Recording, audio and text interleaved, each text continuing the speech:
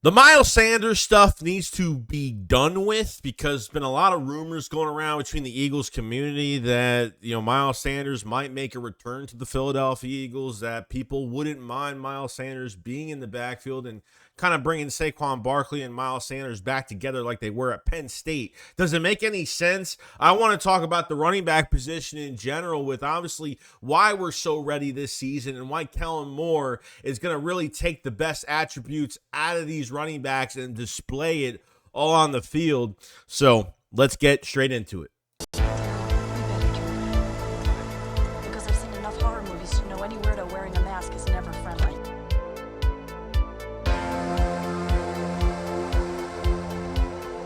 Yeah, what's going on, guys? I hope everyone's having a fantastic day today. So I'm going to go over some news for the Philadelphia Eagles. Now, sorry, I'm still a little congested. If there is still floating around some things going around about Miles Sanders from obviously the Carolina Panthers now that he will be traded to another team. Now it's between the Eagles community. It's been a lot of talk that maybe the Eagles would like to bring him back.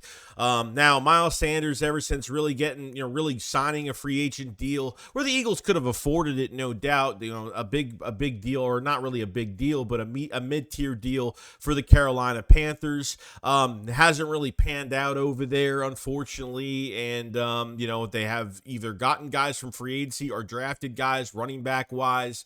They've already kind of filled those spots, but availability has been his biggest weakness. He's been hurt nonstop, and that's a whole nother problem there.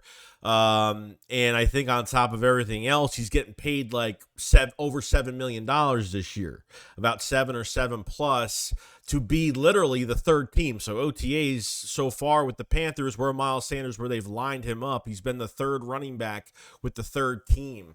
So that's not looking good. He's pretty much one roster spot away from being on a practice squad. All right. Now, this is third-party rumors. This is I think actual reports that he kind of will be traded. I think the Panthers want to get out of the contract, maybe pay a little bit of it off, and then maybe give it to somebody else. I don't know.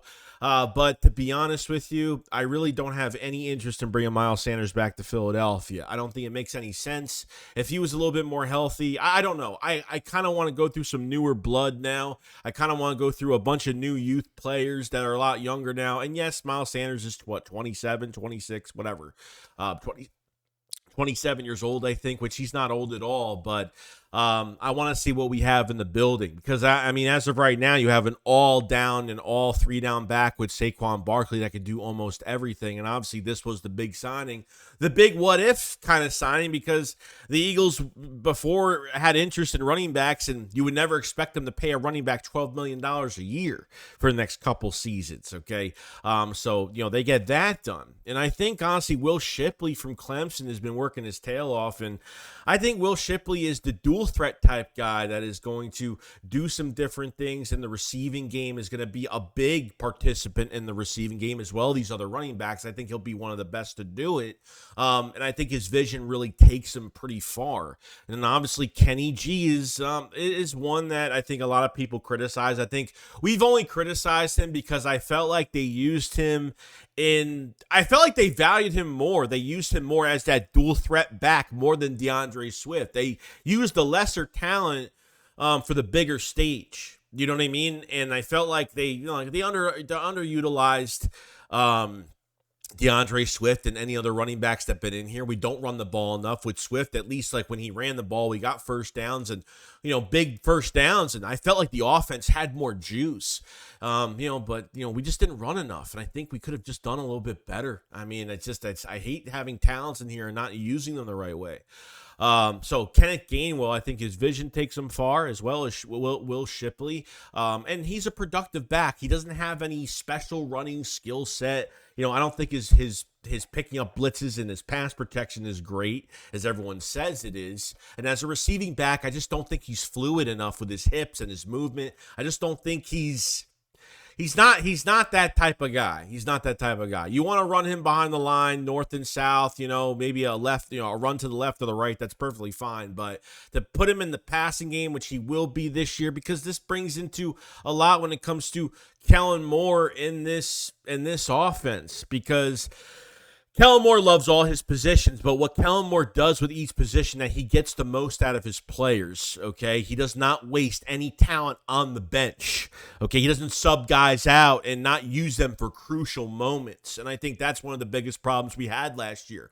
I think our number one problem last year was putting teams away. Every time the Eagles had a chance offensively to put teams away, either they would score too early or they would waste three plays on literally just nothing, and then it's either a turnover on downs or we give the ball up midfield or something like that when we got a little too cute with some of our play calling, which ended up going nowhere. But what I really like about Kellen Moore is that I think my favorite thing about him is involving these running backs. As well as we can talk about receivers, we can talk about tight end, we can talk about everything else. Running backs is where it's going to matter totally, because it takes a lot of pressure off Jalen Hurts. Jalen Hurts got hurt early in the season last year with that knee injury, okay? And then we kind of lost that element to the offense of his speed with that knee injury he had. But now having these running backs in the passing game and creating plays, just having Saquon Barkley lined up in the backfield brings another defensive guy into the box, which means that a big play can happen between our tight ends and wide receivers. And you know what I mean? So everybody's accounted for, but, this is not... If this offense is run the correct way, it's going to be, the defense is going to be on their heels. They're not going to know who to defend, what to defend, who to double team. It's going to be, they're going to have open receivers in the flat. I mean, and all these guys could do well in open space. Even Kenny G. I talked a lot of shit, but, he could do well in open space with a lot more weapons around. I think all these running backs could be very successful. You know what I mean? I think these are better backs than what even with Kellen Moore had with Austin Eckler. You know what I mean? And Austin Eckler is a good back, but I don't think he's better than what we have in this room. And he was very productive between receiving yards and rushing, pretty balanced on both sides. So I think you have a very good running back core. If they bring another body, and they'll have other running backs at camp, no doubt. But I think at the end of the day, you have to look at how Kellen Moore uses the running backs, and we're not just subbing guys in and out to run the same play we usually do like we did last year.